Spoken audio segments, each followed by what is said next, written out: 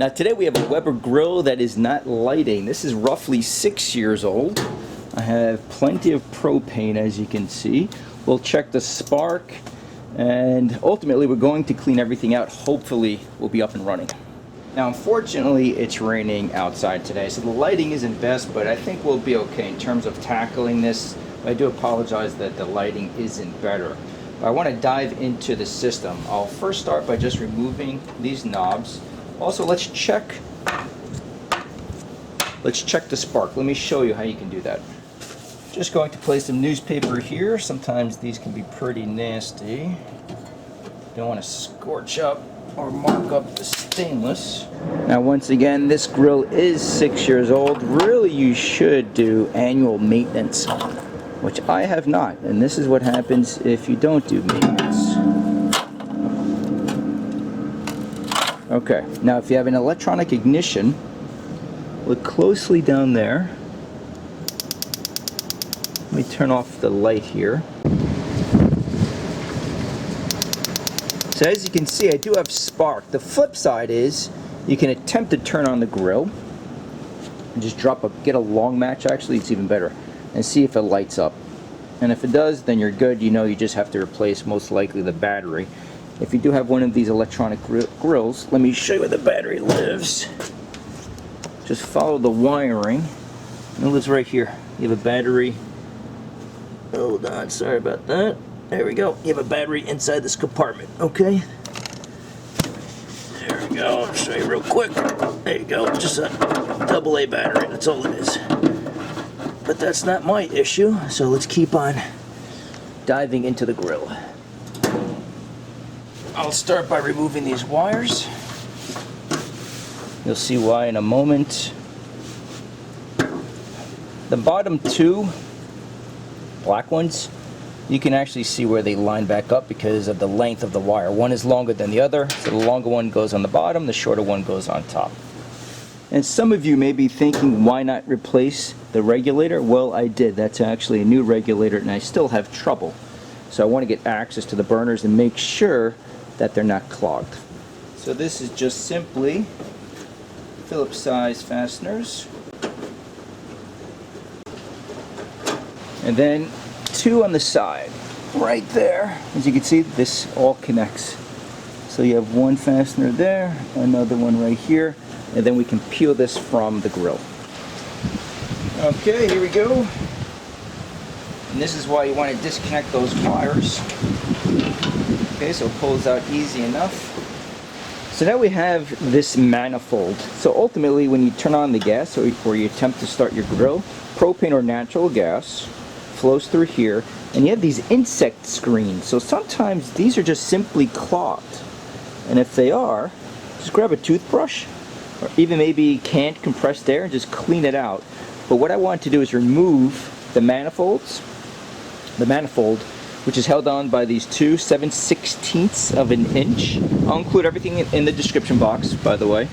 And I'm going to clean out the burners. Okay, clean everything out because something is clogged somewhere. So again, on the rear side, 7/16 of an inch. And if the nut rotates, just use an adjustable wrench, a pair of pliers. Same with the other one.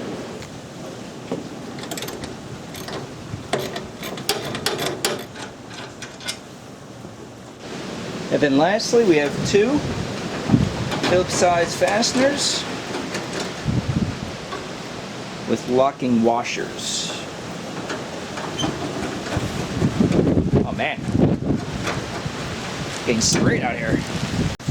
Now the gas line will stay attached to the manifold, okay? Now the other thing you want to do is just grab a paper clip. I'll do this off camera. And just clean out the end, right center. Just clean it out with a paper clip. Make sure it's nice and clean. And now let's remove the burners. Easy enough. Back this off. This just simply comes off. And then, wow, it's getting windy out here. Whoops, don't want to drop it. Let me do this, a little tricky with one hand.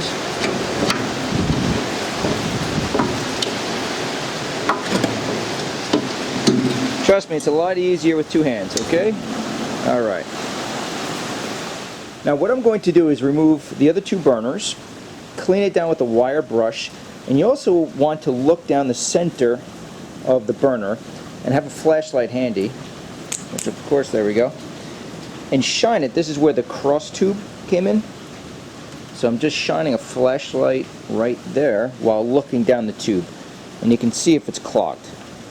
A little hard to see on camera, but that's what I'm going to do with each burner.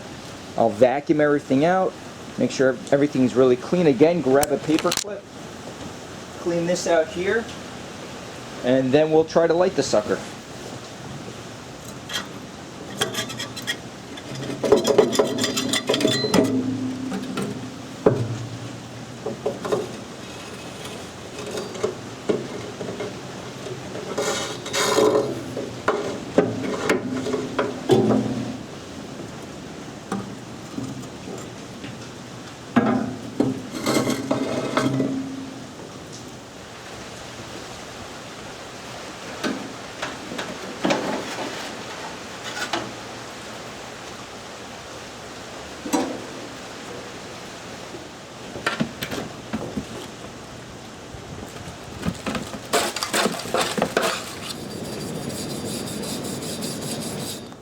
And this is just some 400 grit sandpaper. Whoops. And if you need anything regarding these tools, I'll have a couple of links in the description box below to Amazon. But we're almost ready to go here. So I'm going to reinstall the center burner first.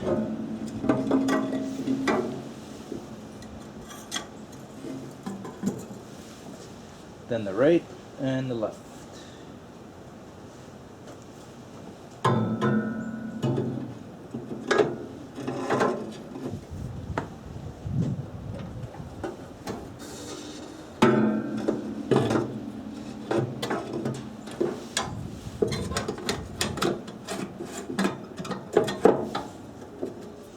Reattach the manifold.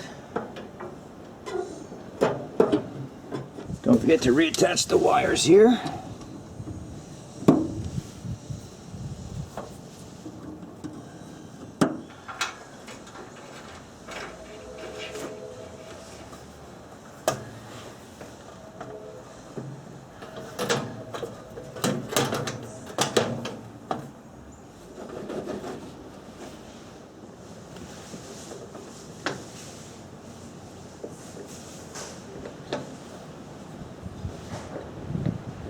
So here we are the next day. I had to stop filming yesterday. It just got too windy and too rainy, but nonetheless, let's give it a quick test. Okay, cool. Let's try the other burners, make sure everything is up and running. Okay, everything looks great. So that's what it takes. It's not a difficult job. Just take your time. Again, if you need anything regarding parts and tools, I'll have some links in the description box below. Thank you for watching, and we'll see you soon.